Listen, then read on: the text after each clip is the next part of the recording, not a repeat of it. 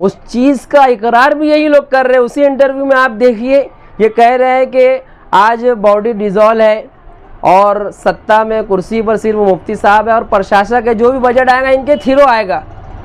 ये चीज़ मान भी रहे हैं, लेकिन इनकी जो सियासी गुलामी है वो इस चीज़ को मानने पर उन्हें मजबूर नज़र आ रहे कि ये चीज़ वो मान नहीं सकते।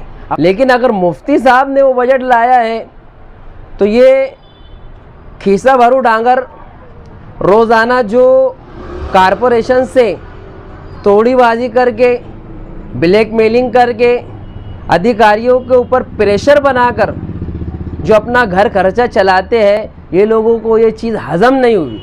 आज शहर के अंदर मुफ्ती साहब के तामीराती काम को देखकर और मज़ीद फ़ंड की आमद को देखकर दो भाई सफाई कामगार मैदान में आए और इनके पेट में जो मरोड़ शुरू हुई 9 करोड़ को लेकर, तो इनके इंटरव्यू सुनने के बाद मजबूरन मैं बयान देने पे यहाँ पर आपके सामने हाजिर हुआ कि शहर के अंदर काम काज को लेकर लोग हसासियत का मुजाहरा नहीं कर रहे।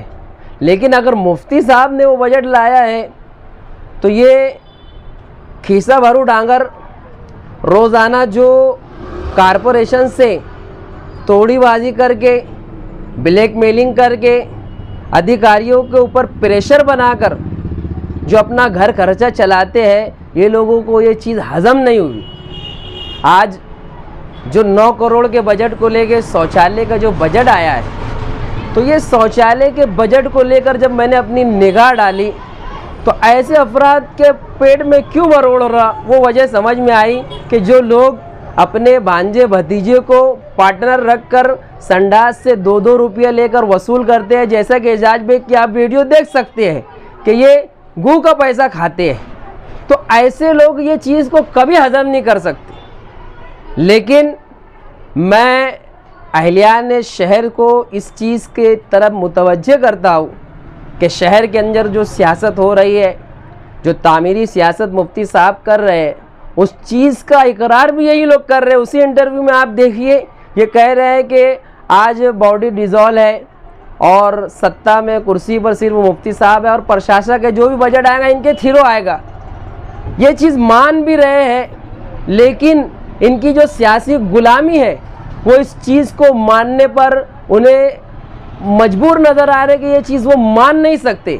अगर मान लेंगे तो इख्तिलाफ ख़त्म हो जाएगा।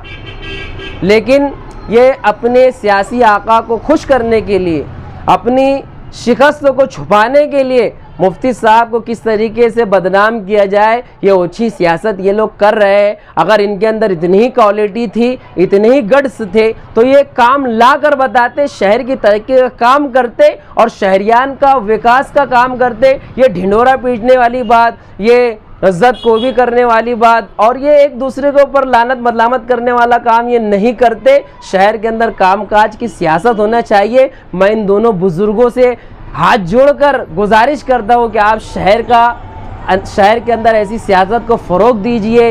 ये कौन सी सियासत को आप फ़रोग दे रहे हैं कि आपकी इतनी उम्र होने के बाद आप इस उम्र के अंदर किसी की सफाई कामगारी का अगर काम कर रहे हो तो ये मुनासिब नहीं है। आप अच्छी सियासत को शहर के अंदर दीजिए। नौजवान तबका आपको देखकर, आपको अपना आइडियल समझकर वो सियासत के अंदर कदम रखे। ये कौन सी सियासत आप कर रहे हैं? आपने शेख आसिफ साहब को हराने का काम किया है। जो जुमा के वाइज़ीन है उनसे बात पूछ करके आपने जो घटिया हरकत की है, आज रौनकाबाद जैसे इलाके के अंदर जो मुफ्ती साहब को अच्छी वोटें मिली है वो सिर्फ और सिर्फ आप लोगों की बदौलत है। तो इसलिए मैं आपको कहता हूँ कि ये घटिया हरकत, ओछी सियासत ख़त्म की जाए। शहर के अंदर तामीर और तरक्की के मामले को लेकर सियासत की जाए। ये शहर को कामकाज की बहुत ज़रूरत है। आप भी आइए, आप मिलिए मुफ्ती साहब का। आपको क्या ताउन लगता है? मुफ्ती साहब सबके आमदार है। आपको किसी भी तरीके की मुफ्ती साहब की ज़रूरत पेश आती है, मुफ्ती साहब आपके साथ खड़े रहेंगे। मैं ऐसे आपसे वादा करता हूँ कि आप कामकाज की बात कीजिए। शहर को हिस्से में बांटने की, तफरीका पैदा करने की बात आप ना करें। इस शहर के अंदर तरक्की की बात हो। बस यही मैं आपसे गुजारिश करता हूँ। आपकी उम्रों का लिहाज करके मुझे और कुछ आपके ऊपर ना बोलते हुए मैं अपनी बात को ख़त्म करता हूँ। बस ये गुजारिश करता हूँ कि शहर में तामीर और तरक्की की बात होनी चाहिए।